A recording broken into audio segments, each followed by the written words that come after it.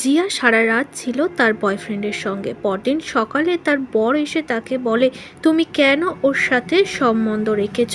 তুমি না বিবাহিত?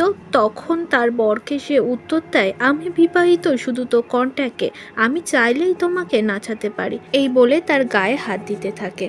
হঠাৎই সেখানে তার বোন চলে আসে। আসলে তার বোনের সঙ্গেই বিয়ের আগে থেকে অন্তরঙ্গ অবস্থাতে দেখতো তার দিদি, আর শুধু কন্ট্যাক্ট বিয়ে করেছে সেখানে।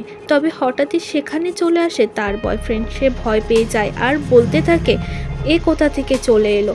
সকলে তাকে দেখে ভয় পেয়ে যায়, কারণ সে ছিল এই দেশের সব থেকে বড় সিইও। জিয়ার বর বলে ওঠে, আমি তার সাথে কিছুই করিনি, ওই আমাকে ফাঁসাচ্ছিল। সিইও পেন্টিং দেখার নাম করে সেখান থেকে তাকে ডেকে নিয়ে যায়। পাশের ঘরে নিয়ে গিয়েই তাকে চুমু খেতে শুরু করে, গায়ে হাত দিতে শুরু করে, আর বলে, তোমাকে অনেকদিন ধরে বলছে আমার কাছে চলে আসতো, তাহলে কি তোমার বরকে আমি মেরে দেবো, নাকি তুমি কোনো ঝামেলা না করেই আমার কাছে চলে আসবে? তোমার এত বড় সাহস কি করে হয় ওর গায়ে হাত দেওয়ার?